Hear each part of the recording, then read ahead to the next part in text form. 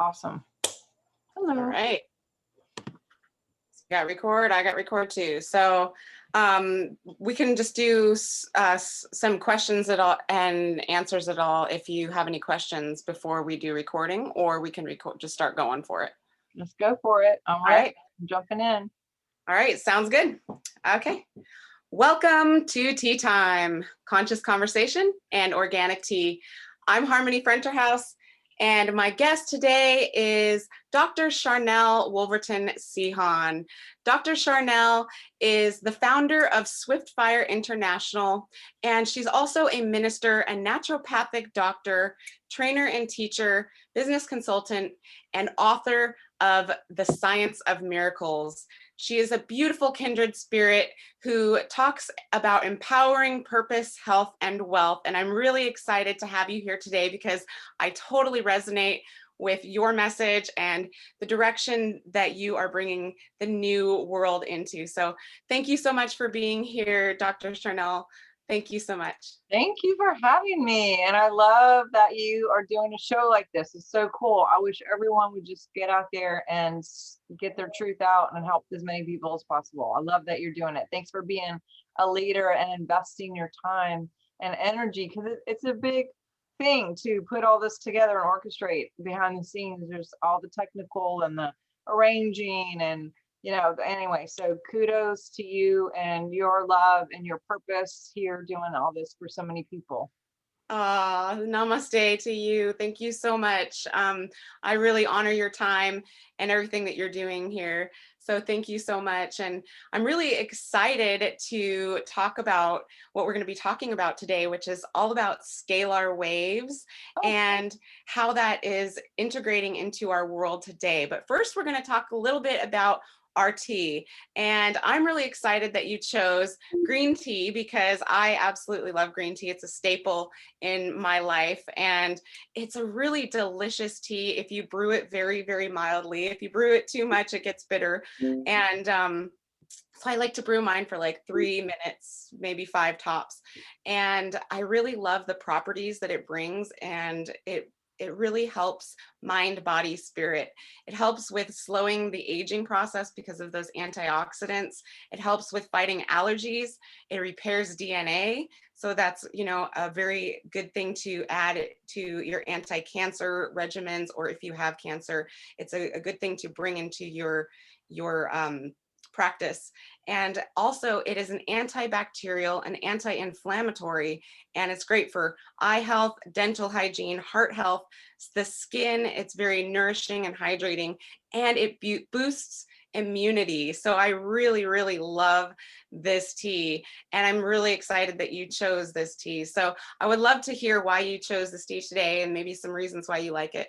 Actually, you brought up scalar waves. I work with biofeedback, and I picked it because my scan actually indicated that I needed green tea today. So I don't always go by what technology tells me, but it's I have, that's kind of it seemed like it's more of a staple type tea for people general. I'd like some tea. What kind? Green tea. It just sounds like, it's like normal, like black coffee, whatever. But for me, yes, all the antioxidants. It's really high up on the ORAC scale, which is the oxygen radical absorption capacity. So the ability to take free radicals and just blow them out and like completely disintegrate them. Oxygen is a big thing. So the more we can get plant support, whether it's through teas, essential oils, or, just whatever, standing outside and putting your feet in the ground and being amongst nature with the code. Nature is our friend. And I'm not a big, I love God and I love source. I'm very spiritual. The Bible actually talks about the leaves of the trees are for the healing of the nations. And I'm not a church person, but I am a quantum physics person, and I am all about spiritual things and God, and I love God. And the Bible is a great tool. A lot of it has been mistranslated on purpose. Some of it has been mistranslated maybe by accident. A lot's been taken out and re-engineered, but there's a lot of good things in there from just to give us some basic guidelines on and health, and this is one of them. So I enjoy using essential oils, and I love tea. And my husband, it's so weird. I mean, synchronicity is not weird. It's just amazing how, my husband's all into herbs. I'm in more to the essential oils, crystals, things. And, we just have this flow of try this, try that. And he got on this tea thing, like literally in the last few weeks, because he bought this book, and I wish I had it with me, but he is out of town, and he took it with him because he's like totally in this book. I'll find a picture of it and show you, but it's about medicine with tea. I love it. And right around the time, like he's getting this, and he goes out, and we went to like a market thing, and we bought all these amazing teas, and he went to Hobby Lobby and got all these really cute containers and markers to make sure we have all this medicine. And right around that time, of course, is when you contact me and you're like, I like to do tea with this, and and this is what we do. And I was like, oh my God, of course I would attract this. But I love that you are implementing this in your practice and also on live to teach people, and using that as a training tool to explain to people, this is what we can do. This can be a part of our everyday, and this can help us in our field and ourselves and everything. So thank you for doing that and for showing up in my life during this time. How cool is that? Oh, what a synchronicity. Thank you for sharing that. That is so beautiful. And I just love how kind of when we're in alignment with ourselves, in alignment with the world, and with our health, everything just kind of flows and connects and falls into place. So beautiful. I love that. Yeah, today we're going to be talking about scalar waves, and it's such an exciting topic that I have been really captivated by for at least a decade. I have been researching all the different ways that we can implement that into our life, all the different ways that we don't even realize we're being inundated with scalar wave, and a lot of natural ways that nature puts out scalar wave to rebalance imbalances within the natural world. So we're going to be spilling the tea all over the place today, the truth about scalar waves and the current applications in our world today is what we're going to be talking about. So I just going to dive right into this. Scalar waves are also known as longitudinal waves, and these are the term scalar is often used because of the source of these waves is thought to be of a scalar field, and that's something similar to the Higgs field. And scalar waves can be created by wrapping electric wires around a figure 8 shape, and this is in the shape of a Mobius coil. And when this electric current flows through the wires in opposite directions, the two electromagnetic fields cancel each other out and create a scalar wave. So that's the basic definition of what a scalar wave is. If you've never heard this terminology before, it is very applicable in many, many different parts of our life and in all the different aspects of mind, body, and spirit, in how we create abundance in our world and how we step into our own health and our own empowerment. And, if you don't know anything about these things, this is going to be a really, really great conversation to get the real juiciness on scalar waves and how we can apply that information to our world today. So, I would love to hear any definitions you want to add to that definition, or any of your basic connections to where you first found out about scalar waves. Yeah, and that's I love your definition, how you described it. And also, I think that people like the scene realm. People in general have an idea of, like, if I could touch it, I could feel it. If it's more concrete, then it seems more real, right? And that's not the case. Frequency is the unseen. I've always been fascinated with the unseen and the quantum, right? And so with physics and quantum physics, the difference between the two is physics is the touchable, the holdable, what appears to be concrete, even though all of this is light. quantum is the unseen. And so similar to frequency, it's not something that is necessarily tangible to everybody, but we do detect it because our our cells are meant to be able to read and understand frequency, to feel it. You know, some people more than others, but we are ginormous antennas, but we're also receivers, and our cells are receivers, and then we have this biofield.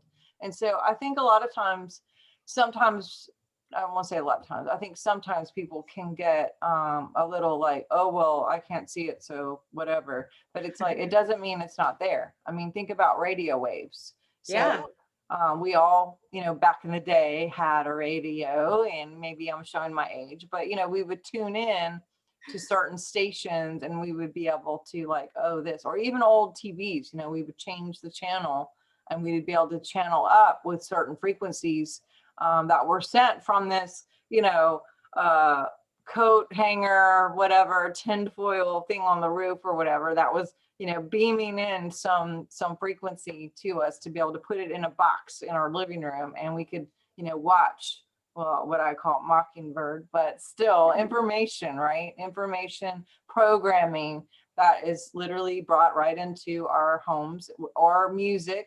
And look, not all television is terrible.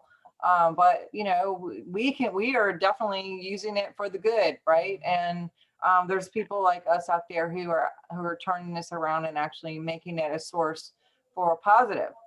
Same with music, there's positive and negative. But going back to the frequency thing, when you're tuning in, you're not necessarily seeing the tunes of what happens. Now, I've met tons of people, I've interviewed tons of people who actually have seen in the biofield realms. As a kid, I saw it very naturally. And over time, I've seen less and less. And there's times when I see it more and see it less. But it doesn't mean it isn't there. It's there. We have colors, we have code, we have numbers, we have symbols, geometric things, sacred geometry. We're loaded in our field with these, I guess, code. You know, it's all code, and source code is the highest code. It's the highest frequency. Source, who is love, has the highest frequency. And as we tune into that, and as we clear the body physically, mentally, spiritually, then we can tune in to the highest code of all, which is God, who is love. And we can get those clear messages, and we can hear for what we need to do and know what we need to do. And it's not even a hearing, it's just a knowing. And I was just with someone yesterday, I was just sharing this on my last interview. You know, I've been doing all these detoxing and lots of, you know, liver cleanses and colonics, and really being more mindful on what I'm putting in my body, and really trying to do a good purge of things. And now moving into the physical with my house, just kind of cleaning things out, gutting things out, because as we do that, there's a real thing that happens on a quantum way. Yeah. We take away space, and it gives more space for source to come in. And yesterday I went to an appointment, and when I got there, there was a lady there, and I've talked to her maybe 10 or 15 minutes just to fill some paperwork out. And in the midst of talking to her, you know, she had on a mask, and she like pulls it down, and, you know, it's like, you don't have to wear that with me, and whatever. And she pulls it down, and she says, well, call me tomorrow in the morning if you can, because in the afternoon I'm not going to be available for the rest of the week, and to reset this appointment up. And I not kind of heard, I guess you could say, but also felt like a knowing. I can't explain it, but it was like her mom was about to pass. And I said to her, yeah. And I said to her, oh yeah, I'm so sorry about your mom, or something along the lines of that. And she like was startled and kind of like pulled back and was like, wait, what did you say? And I kind of said again, and she was like, how did you know that? And I was like, I think you told me. You know, I realized like she didn't with her mouth physically tell me, but how was I going to explain to her, you know? And then I kind of realized sometimes I don't know the difference of what I hear or no versus what someone says. And I get myself in these situations. So I said, I'm pretty sure you told me, in like 15 minutes I've talked to her and that wasn't the topic, right? And she's like, no, I'm pretty sure I didn't tell you. And I was like, I'm pretty sure I heard it from somewhere. I think you might have told me. And then she points to the office behind her where there's a lot of people. And she says something like, well, I know they didn't tell you because they don't know anything about any of that. And I was like, well, I heard it from somewhere. And then she says, well, yeah, my mom, she's in hospice. So I'm going to see her tomorrow and afternoon. And I was like, I was able to meet her in that moment, and, her eyes watered and my eyes watered. And we just had this moment of, being real and not in a professional necessarily or unprofessional, it was just two people who were having a moment, and it was really real. And that is a type of it's definitely a frequency based conversation. Think about it. When we're born, our first language isn't words. We're already feeling and in the stomach, and we're able to kind of catch things and understand things and feel things on a frequency vibe. And so even in going back to scripture, we wrestle not against flesh and blood. That word wrestle actually means to vibrate. So we're vibrating with this antenna, constantly against lower vibrations, higher vibrations. These scalar waves are all around us, frequencies all around us. It's all in nature. It's in everything. It's what we talk about, what we think about, what we're feeling, and it's just everywhere. So whether it's seen or heard or felt or understood or, or not seen at all, but just, it still is a language, and it's still there and very palatable. Yes, I love that. And I love how you tapped into, the intangible, because that's something that's fascinated me for years and years. And that's one of the reasons why I think that scalar waves is, one of those things that has really caught my attention, is because of that interplay between the energies, between that negative positive play that creates this new energy. And it's kind of like alchemy. If you study alchemy at all, you've got have a crude substance that gets refined and turned into a new substance.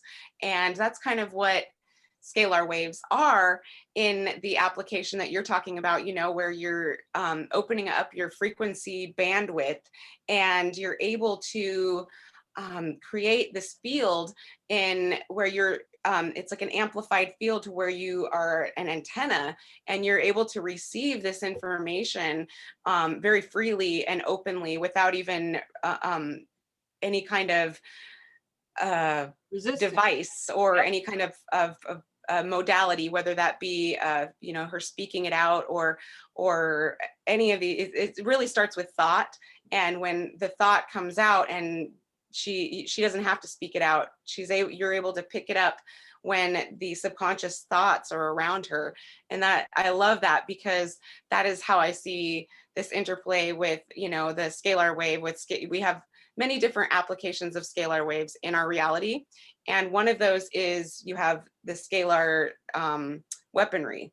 And scalar weaponry is we're inundated with electromagnetic fields from all these devices all around us. We are inundated with the scalar weaponry that is, in Alaska and other places around the world, the different, I think they call it HARP and other kinds of scalar technology that is being used to harness human collective energy and to almost to dumb down our abilities to be those receivers. So I really connect to that interplay between the devices and how we can, as humans, turn that around and use it in a way where we are, we can create devices that actually shift that. Like you have things like Organite, and that is a scalar wave generator. And you have other scalar wave generators. I know I saw this article, and it was talking about a watch that has been discovered, or that has been created, not discovered, but it's containing a microchip that produced 8.0 hertz on like the Schumann resonance. And this type of signal stabilizes a person's brain waves and increases energy, decreases blood pressure, and also decreases jet lag. And the studies that they did, and they did scientific studies, it was really interesting. So they based that on the Schumann resonance and the frequency of 7.83 hertz. And I found that to be really a really cool tool that we can tap into if we find these different things like orgonite, or like these watches, or even, I can't remember the name of the bag, but this is a Sparrow brand bag, and it has like silver lining. You can block your electromagnetic fields. You can stick your cell phone into it and it'll block the electromagnetic fields from inundating you while you sleep, or when you don't want to be using it and have it around.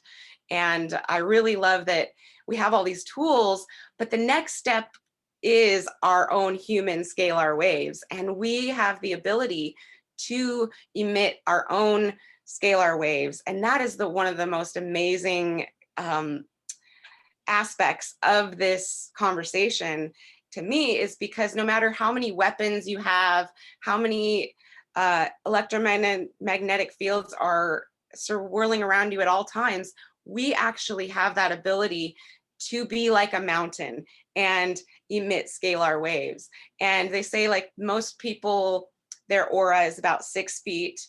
Interesting coincidence.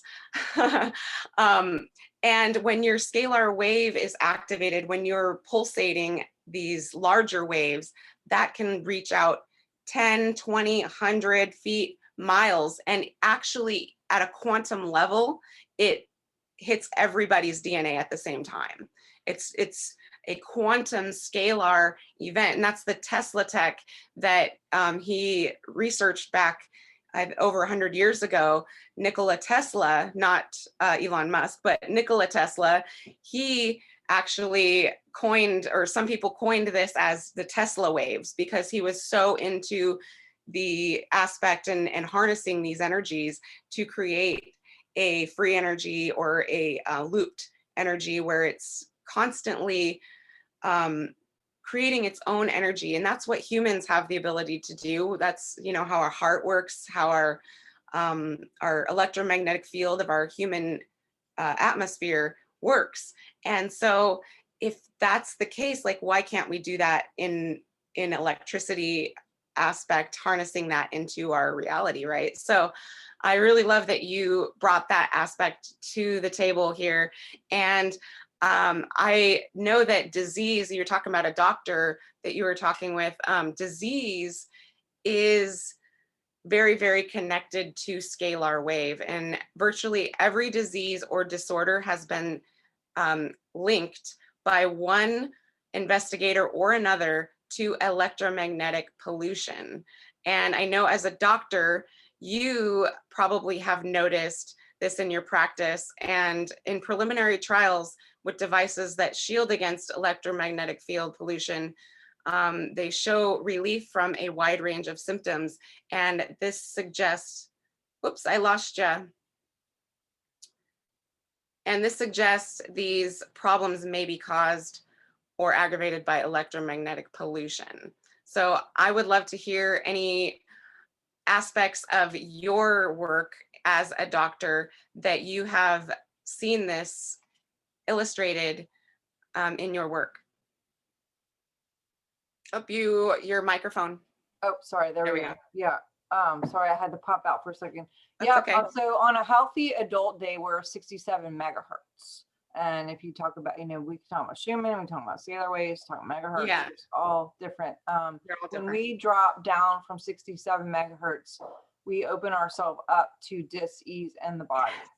86% of all physical issues have to do with emotions. So if we can deal with the emotions first, which, you know, a lot of people are going through trauma right now at a heightened place, because it's not what's happening now, it's what's happening now that's triggering the things that have already been there, maybe buried so deep down inside that they haven't really, or I don't want to say just they, we, including myself, there's like, oh my God, that's still there, or oh, I didn't know that was there, you know. So we're all kind of just, it's a journey, right? And we're all, the situation is, so this is our frontal lobe, and our limbic system is behind that, and that limbic system is like the library of all the things emotional. It's like the seat of emotions. And when we're dealing with anything traumatic, I mean, we're bombarded with stimuli all day, every day, things that we're not even thinking that we're thinking, feeling, Yeah. you know, all of it. And so billboards, radio, temperature, you know, you and I are sitting here right now, but we're also like, we're not telling, you know, not consciously saying heart, make sure you're pumping, you know, like we're doing all these things, you know. Maybe some people who are watching are like listening, but they're doing something else and typing and, you know, taking out the trash and cleaning and cooking. And women have a tendency to multitask way more than guys, just on a physical level of what where we can do, which is good and bad, and that's a whole different topic. But so it ends up where frequency can be different too. And that's why I personally believe that women can be more intuitive, because of that multifaceted part of the brain. It opens up more channels to connect maybe emotionally, more so than like a guy has like a channel. And not all guys, but unless they do music or something else, their brain works to function as time to eat, or time to sleep, or time to drink, or time to whatever, you know. It's like that one channel, you know. So getting in the car and you want to have a conversation and you're like, hey, let's talk about this, turn down the radio to have the conversation. Or trying to work out directions, turn down the radio, you know. It's like, why are we turning down the radio? Like, let's just, you can't do both. Not everybody, or, you know. Yeah. So, but we have these different channels, which causes an ability for more intuition or more antenna reception, in and out. But what I'm saying is, let me go back. So limbic system, basically, with the bombarded stimuli of what's going on a regular, temperature, grocery lists, you know, gravity, you know, all these things, light, how much light is in here, how dark is it? We're analyzing and measuring constantly.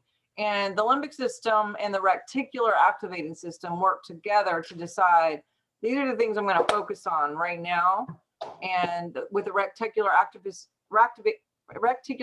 system, it looks for patterns and it goes like, oh, this is too much or not enough, or I recognize this. Limbic system basically goes, you know what?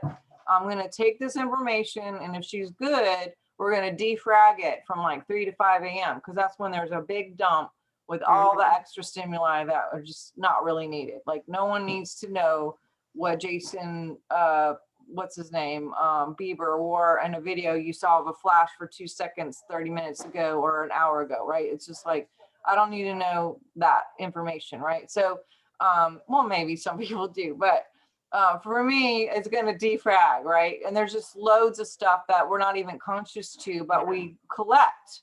And so during the defrag process, if it's something that's a little extra sticky, that limbic system will go, you know, she's not really ready to transmute this right now.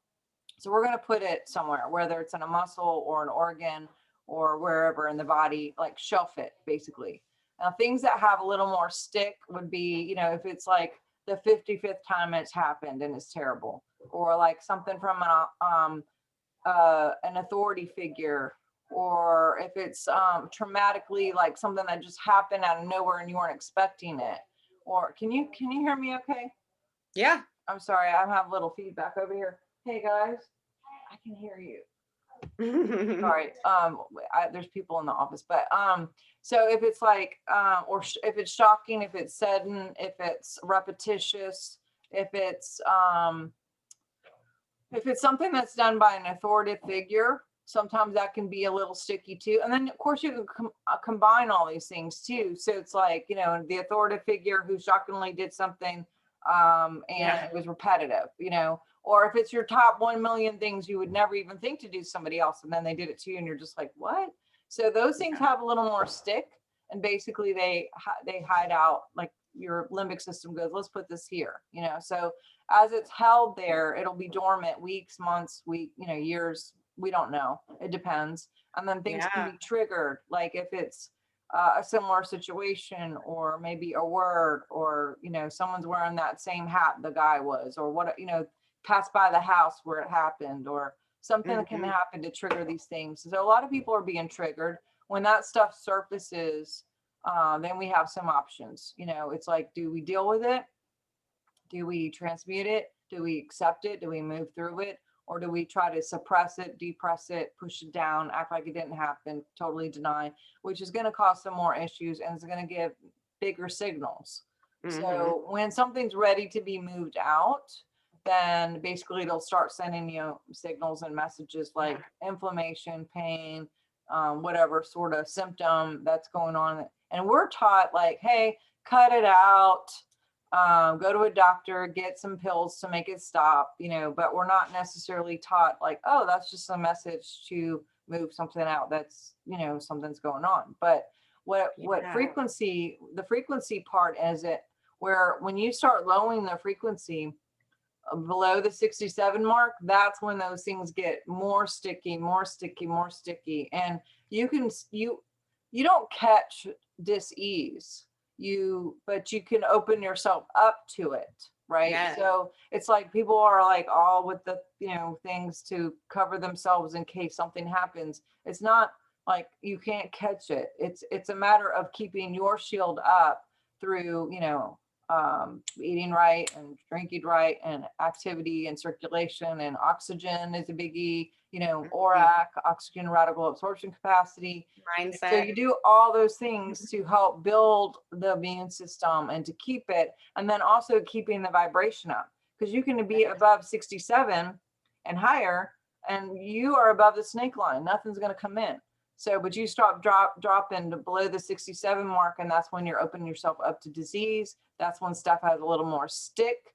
And that's when, we may find these triggers or these situations that pop up and we're like, okay, that's when we get the opportunities to move it out. Now, depression, suppression, oppression is the opposite of expression and creativity. So if we can acknowledge that it happened, or acknowledge that something is there, acknowledge, this is a situation, or I went through this or whatever, and like move through it, then that gives us half a chance to move things out. But high vibration things actually help move things out too. So crystals, biofeedback. Oh yes, awesome. Anything high vibe can actually transmute some of these things that are dormant in the body that have been stored. So we can deal with them without having to come up with signals.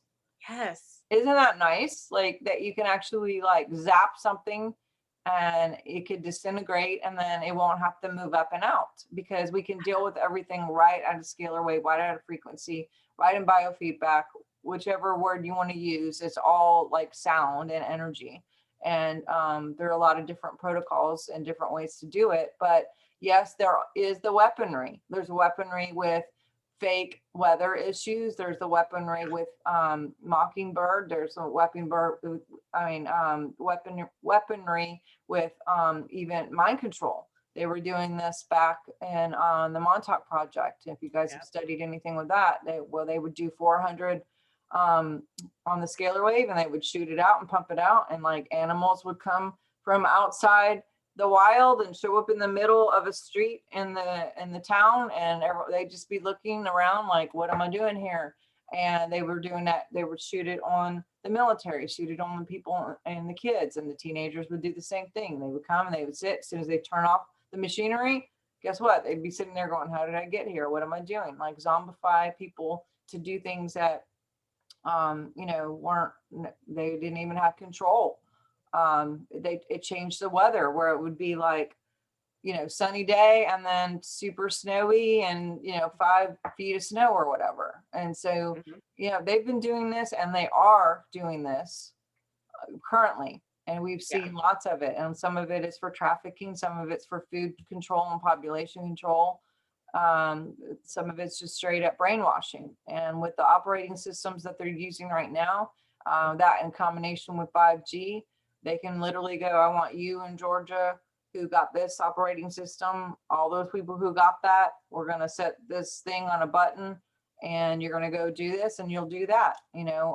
Certain people groups, religions, colors, they can just mass control people through that. So, but we can use it for the positive. We can use it to upgrade our DNA. We can use it to vibe up and to send frequencies through our houses, to our children, to our pets, to our bodies, to our biofield. And I'm seeing some really good results, and it's been really beautiful. Yes, I love that you brought in the frequency of the human body, because that is so important to the aspect of this conversation. When we are in fear, our resonant is so low, and it goes below that megahertz that you're talking about of the human ease, and it starts to drop into disease. Yep. And when we start to go into acceptance and into forgiveness, into compassion, into love, that's when we resonate so greatly, and we can, like you said, send that energy out to our relatives, out to our animals, out to the earth, and actually heal not only ourselves, but heal quantumly, heal the earth herself, and heal the other creatures of this earth.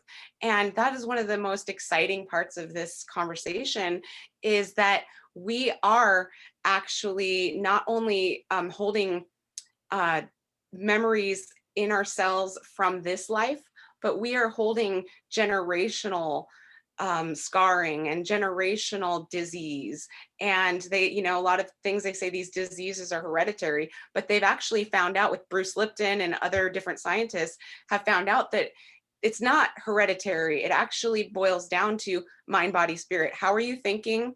How are you treating your body? And what is your spiritual connection?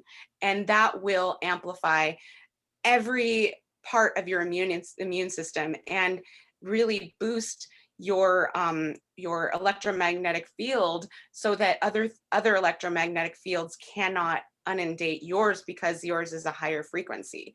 And the fact that we are all going through this at this time, I know that if I'm going through these major changes, and I'm seeing it exponentially through different people like you, there's massive amounts of generational clearing that I've been doing, massive amounts of DNA healing and reconnecting. And like you said, those things are coming through our being, so that we can choose to either suppress it or transmute it. And I think that that's what we're doing right now, is really transmuting all of these diseases and moving into the new relationship with the earth. It's kind of like the butterfly coming out of the cocoon, and it's that chrysalis.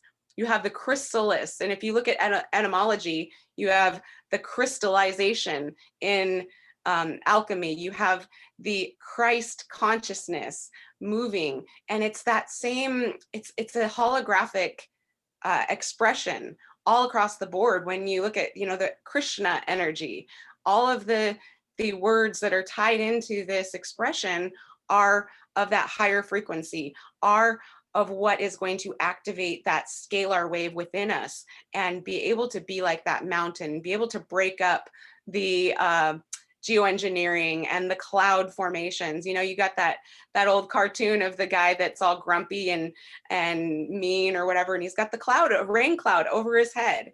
And literally, when we are disactivated, unactivated, in a place of fear, in a place of sadness, or woe is me, we invite all of that unbeneficial electromagnetic fields to just come and rain on us. But when we move beyond that place of expression, and everyone can go into that place of expression, but it's what's your default mode, that default, like you were talking about, we go into this place of like men and women, regardless of our sex, of our default mode. And some people's default mode is just like, I need to eat, I need to sleep, I need to work. And when we start to burst out of that default mode and reset our default to that of higher consciousness, of mindfulness, of love and integration, that is when it all starts to fall into place. That's when the magic happens. That's when you can blast away the chemtrails. Literally, I've seen it, I've done it. And I know it's possible. And there are many, many, many weather shamans out there that are doing that. And there are a lot of people that are doing it, don't even realize. A lot of people, you know, in ceremony where, you know, they're getting together, it creates such an amplified field that the clouds will go around. It'll be cloudy and rainy everywhere else, and it'll be sunny and beautiful right on that spot. It happened on my wedding. It was an amazing experience, and I've seen it so many other times. So I know it's tangible to me, even though other people can't see it. I see it, and it's like love. I know it's there, and it's like the radio stations. You know, I've dialed into plenty of different radio stations and dialed right back out, and we can do that with our own reality. We can go, ooh, this isn't resonant to me. I'm going to redial. And, you know, that is really what we're doing here. And I just really can't express that enough. You know, what's interesting is I work with some people that do scalar on a regular, and they test, you could get tested and what have you. And then I do biofeedback too, right? And you mentioned the ancestral, two things I want to say is, number one, when I do bioscans, it'll show if it's ancestral. And the thing is, I'll go, okay, well, this is so low that it's probably a genetic thing, meaning you were born into it. But the way I look at it is, if you find it, it's yours to keep. I mean, it's yours to shift. It's yours. You don't have to keep it. Like a lot of Western programming is like, oh, you better go get this done because if grandma had it, then you will have it. Or if this happens and this genetic gene is there, then you're like, you know, just programmed to prison, you know, be prisoned with this, you know, diagnosis or whatever, or go cut off these body parts just in case. And it's like preventative measures. Yeah. And it's like, no, if it's in the cells, then it's in the cells. And also you can change that. So we can turn the cells off and on pretty easy. And but it'll show right on the biofeedback, like what if it's something ancestral, and we can fix it, we can move it out. The other thing I was going to say is, you mentioned something about the resonating with you or not resonating. Interesting story is, when I was really started working, I had been in biofeedback a couple years, and I found some people who did scalar, and they had scanned this woman, and I didn't even look, I didn't even know they had scanned this person, but this prior back, probably about maybe 6 months to 8 months back, I had some friends that were sending me information about this person. She's a public person and someone who's kind of out there, and actually really accepted amongst a lot of people, and, you know, pretty popular, and, you know, as an intuitive person or whatever. And every time I would make an attempt to try to watch anything about her, I was just like, and I would just move on. And a few times this happened. And then I finally told the people, hey, you know, don't send me anything with her anymore. And it's nothing personal. And just like, it doesn't really resonate. And they were, oh, you know, try this one more. I'm going to send it and get all the way to, you know, 0.18 on the timeline, or the timestamp or whatever. I was just like, and I would literally just sit there, and it was like torture to like listen to this person, because I was just like, oh my gosh. And I kind of like shelved it. I was just like, you know, I told them, please don't send me anymore. No offense, you know, everyone's where they're at. And it wasn't like she was a bad person. I don't think she had bad intent. Like, it's not where I was. And, you know, everyone is in different seasons where they're learning different things. And I was just like, so I shelved that. Months later, I meet these scalar wave people, and I had gotten scanned, and I'm doing different scans. And when they come back that morning, I popped up out of bed at like 4 o'clock in the morning, and I heard, she doesn't resonate with me. And I had a picture of this conversation. It was like I was reliving this conversation in a dream or something, and it woke me up. And I thought to myself, I wonder if they have scanned this lady, because I knew they were scanning different people, kind of seeing what was going on. I grabbed my iPad on the side of the bed, which I wouldn't suggest you ever do, but I happen to have it there. And I look it up, and I'm like, my husband's sleeping, and I'm like, looking. Sure enough, they scanned this girl. They did her waves, and her waves are like way different than mine. Like, I mean, night and day for where I am to where she is. And I was like, oh my God, she physically, like quantifiably, like measurably is not resonating with me at all. Like not even close. Like, nothing bad or good, no judgment, just saying like we're not Yeah. even on the same book, let alone the same page of like where we resonate. And I was Yeah. like, that, I've said that, and we say like, oh, she doesn't vibe or whatever, but it's real. Like he or she may not vibe with you because you may vibe differently on a physical level than other people. And the same thing with like animals. Like I really have had this thing that I'm now realizing is a gift since I was a kid, to connect with animals and to work with animals and people too. I really thought I was going to be a vet, but I couldn't do the trauma when they would come in, ran over by a car or something. It was just like I could not, and I won't. It just, but Mhm.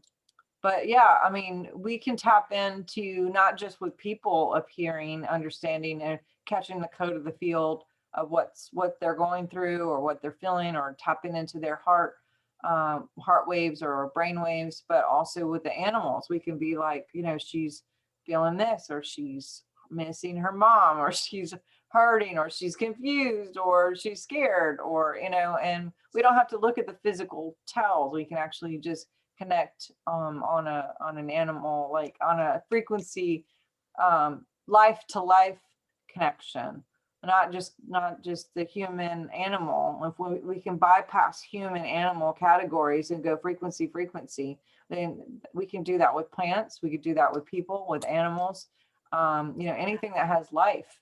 And they've done studies after studies of plants.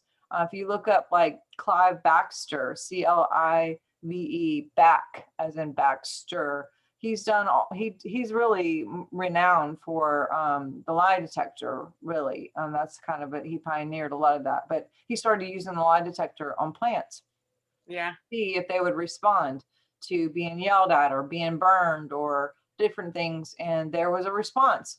They have shown that animals can be a witness to you burning a plant, and the animal will be upset that you're burning Yeah. a plant or being up, or It said like boiling it shrimp. stress hormones at the thought of cutting it. Just Yes. thought of a human cutting it, it released stress hormones. Yep. And same thing Amazing. with like shrimp being boiled while other shrimp sits on the sideline and waits. Ah, They were, oh, so people get all like, oh, I'm a vegetarian and I'm vegan and stuff. It's like, okay, well, guess what? Plants have feelings too, believe it or mhm. not. And they give their blood, their resin, for these oils that help our cells and go past the blood brain barrier, to actually change us and help us with moving some of this stuff out. But you know, for those of you who are vegetarian, I hate to tell you, but your plants are just as sad to be sacrificed. I mean, not sad, but I mean, I love how like the American Indian kind of processes were, when they did have to kill like a deer or whatever for food, it was all used. I mean, it was a sacred thing, and they were, bless the animal for giving up, Yes, I mean, same with plants. They're just so that's aware and so cognitively, open to life and to understanding what life is and the power of life. And I just think it's beautiful. I wish we were all there. I wish I was more there. I wish the planet, think of the whole planet being there. That would be yeah. wow. I think that's a great step that we're going into now, and like moving into that mindfulness state. And that's what it's like a resurgence of the ancient ways merged into a new integration of what we're the reality of what we're dealing with now. And that's one thing right before you said the way that the Native American people do it, is that's exactly what I was thinking, is because in my Lakota tradition, the animal literally knows that it's giving itself for you. And the reason that you partake in this ceremony is because that the animal is giving its consciousness to you, and it's also able to go eat the medicine plants that are unreachable by humans or unedible by humans, and then you're able to get those properties of the medicine plants in that meat that you're consuming, and you always consume in gratitude. You always harvest in gratitude, and that shifts the frequency of the plant or the animal into a more substantive, a more substantive creation. And it really does. When you eat food that's been blessed, or even like I create a lot of herbal teas and stuff, and I go out and I harvest myself or wildcraft different herbs. And when I always give a offering to the nature spirits, to the spirits of that plant in particular, and in doing that, it's an energy exchange, it's an honoring. And I always harvest in gratitude and unconditional love. And when I do that, all of the herbs last longer, they're greener longer, their essential oil content is way higher, and they're just so much more vibrant and full of chi, full of life force. And when you can do that with an animal, and that's one of the issues with a lot of vegan vegetarians, is they don't want to support the farming that isn't done in that way. And personally, I eat meat, but I don't do it very often. And when I do, it's very mindful eating. I know where it comes from. And if I don't know where it comes from, I'm definitely doing a lot of blessing and transmuting in the prequel to eating. And just thinking about gratitude, and that itself actually activates that scalar wave and helps to transmute anything into a more beneficial application to our body. And I really love that you brought up that topic, because it is so important that we understand how everything out there in nature is there provided for us to rebalance the things that get out of balance by the artificial world. And like you said, the essential oils are the life force of the plants, and that is one of the reasons why they are so potent in healing and activating, in moving our consciousness into a place of sustainability and of ease, not disease, but ease. And I am a certified aromatherapist. I have been for almost 20 years now, and I use essential oils almost every day. When I feel like I'm out of balance, when the kids are off balance at night, and I just am looking for something, I just go to my essential oils, and usually it just automatically is like it's a quick fix. And if that doesn't do it, then I know that something else is needing to be addressed. And usually it's some kind of a hunger issue or some kind of rebalancing thing like that. And we can all apply that to our lives and realize that there are tools that we can use to help us find more ease in our life. Mm-hmm. So yeah, I really love that. Yep, I love it. It's great. Yeah. So what other tools and ways that we can support our bodies, mind, and spirit in the world today through scalar waves would you like to share with the audience? Really crystals, essential oils, code, nature code. There's so many. I have books, words. I have a book out called The Science of Miracles, and this is just reading things and vibing up with people that you can connect with, and can shift perspectives and or the vibration of who you are. I have this too. I don't know, I'll have to send you a copy of both of these. I have this whole deck of crystals, oils, and decrees.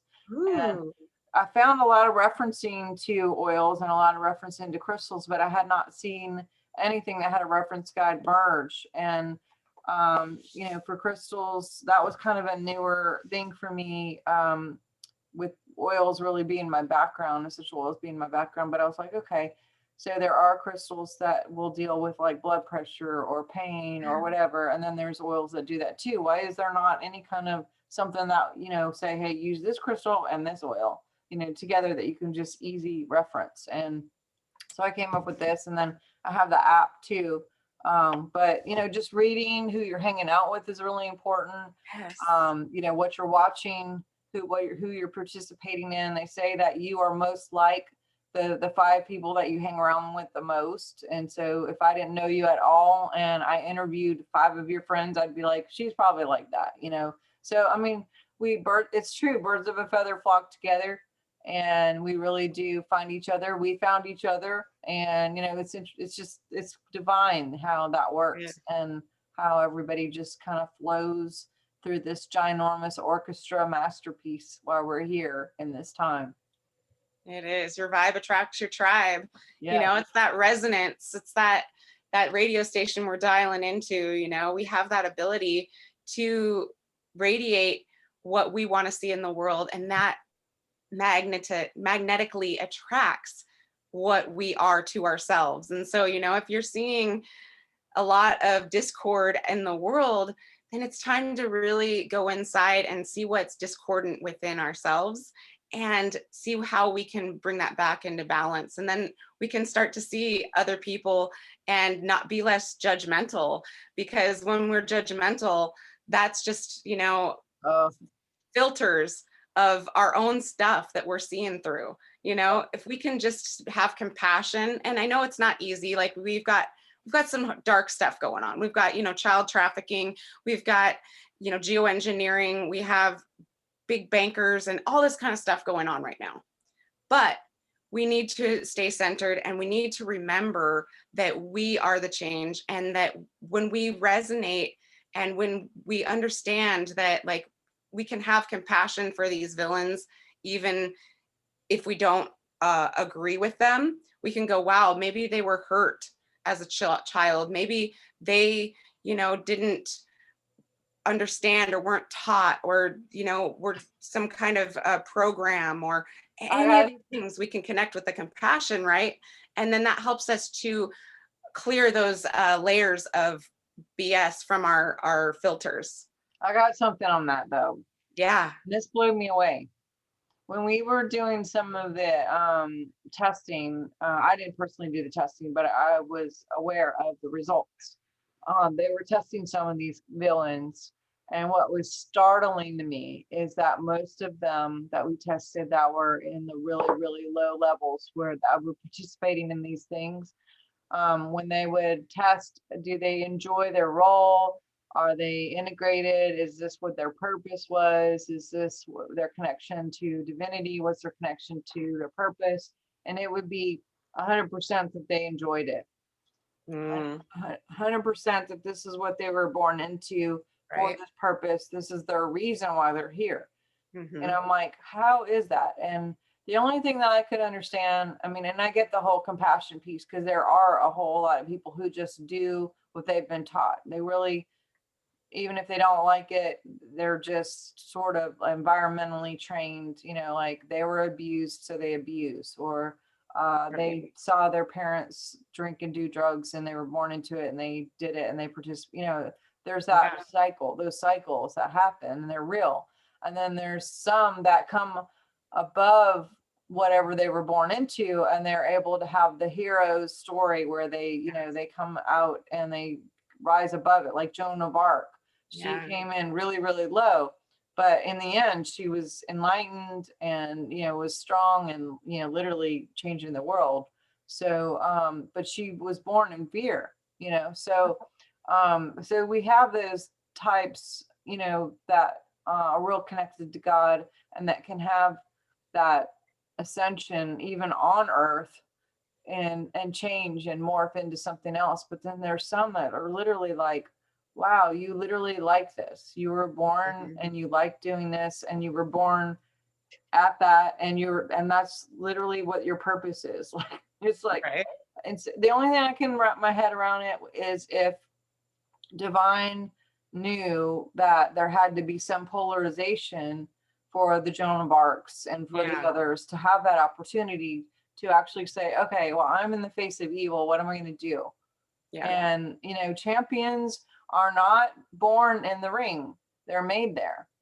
And sometimes it's the actual exercising and practice of being in the situations and knowing what you're going to do, or practicing what you're going to do instead of just talking about what you're going to do, but then really not doing it when it happens. It's like the action piece of and then there's other people who you would never ever think would be the hero, but then they're the one who ran in the building and got the kid out, and then they're like, oh my God, that's amazing. And and they're suddenly a big public person for doing something so brave. So it's we all get these choices while we're here, and it's moment to moment to moment to moment choices, and each choice has a cause and effect. And I think that without that exercise, without some of these exercises, without the polarization of the black and the white, then we wouldn't even have the choices to become the strength that we really already are if we choose, or to be the total terrible people that we could be.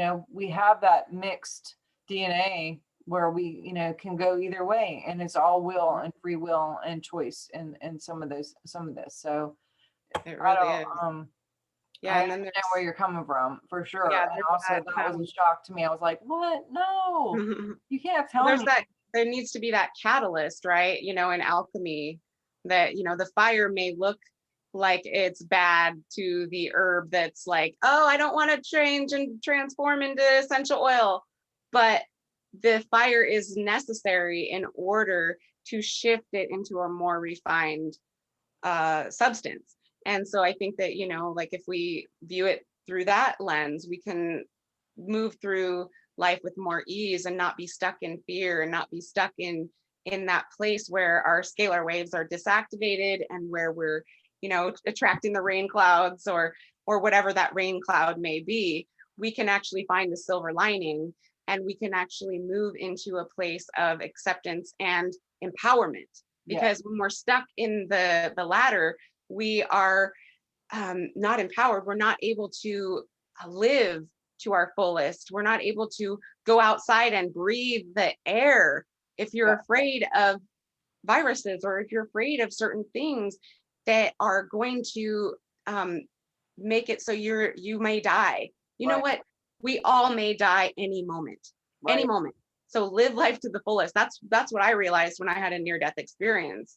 I was like, no longer am I going to live in fear. I am going to live to the fullest, because I saw my children's life without me flash before my eyes. I didn't see my life flash before my eyes. I saw my children's life without me flash before my eyes. And I went, wow, okay, this could happen. Any of us could die at any moment, but I'm going to be the best person I can be. And I'm going to be the healthiest mom I can be, the healthiest human I can be, not only for my children, but for my mom who I take care of, for, everyone, for this whole world. And that's what we all need to do right now, is really step into how can we take care of ourselves so that we can serve others. And it's that really beautiful relationship. It's not service to self. It is service to others when you are taking care of yourself so you can serve others. And, I speak about that in my book. It's so important that we do that, because if we're sick and in bed or dead, how are we going to do anything? We came into these bodies so that we could be here in this time. And so let's make the most of it. Let's really be the most empowered being that we can be, to lead by example and show others. And really it is like a DNA activation, that, like we talked about in the very beginning, it's that holographic level. When we do the work ourselves, it allows others to do it themselves. And some don't even have to do it themselves. It just exponentially just happens, like that 100th monkey. Yeah, there you go. Yeah. Oh, awesome. Beautiful, beautiful. Well, thank you so much. Thank you. I appreciate this conversation. It's been really cool hanging out with you. And it has been wonderful. I would love to hear any final words of wisdom you want to share before we close. Yeah, you guys can find me at swiftfire.org. It's swift as in quickfire.org. And I have lots of resources there, classes. I teach lots of workshops. I have memberships there. I have more information about essential oils, crystals, muscle testing, partnership, you know, I have a ton of different things that I hope that maybe some of you will enjoy, and would love to continue this conversation and connect. And I'm on all the social medias, of course, like Twitter, Instagram, Facebook, YouTube. I'm on YouTube jail right now, but we have a TV show or a social media show podcast, and it's on multiple channels, and I have lots of great interviews and teachings on there. So I'd love for you guys to connect with me, and you can go to swiftfire.org to get the newsletter. That's probably the best way, is just get the newsletter, and that way you know kind of what's happening and who's coming up for interviews, or what we're doing, what we're teaching, what workshops are coming up, and everything's online.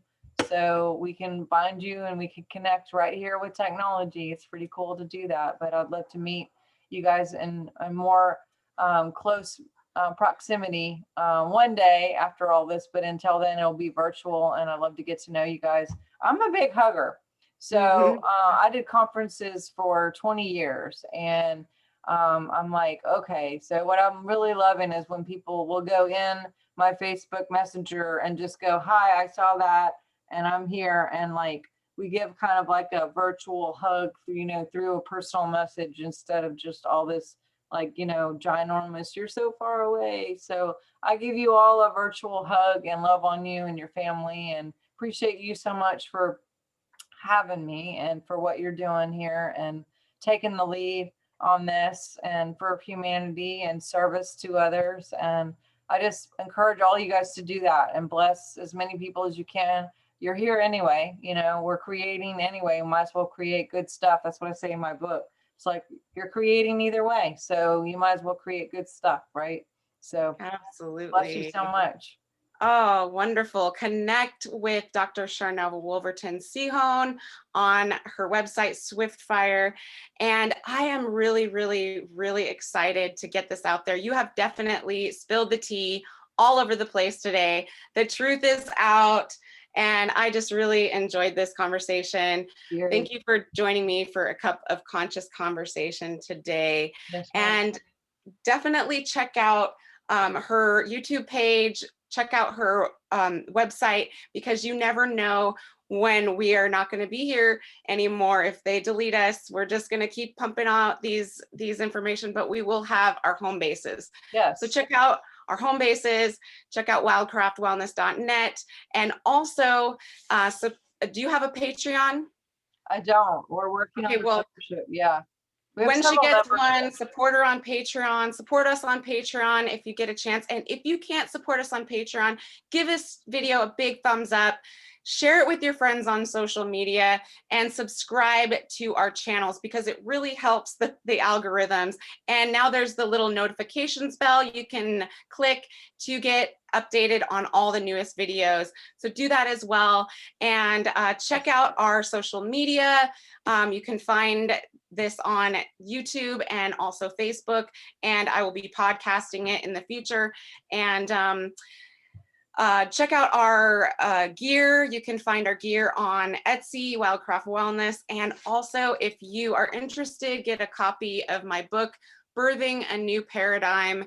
And it is about a lot of stuff that we talked about today, full of great information to help empower you, help you to connect with your greatest purpose here and the greatest, highest timeline for all of us. So blessings to you. Thank you so much for your time, and I honor you, and just thank you so much. Bless you so much. I'm going to have to get a copy of that. I'll trade you my book for yours. We'll do that. Done. Awesome. All right. Cheers. Thank you. Bye-bye. Bless you. Bye. Love you.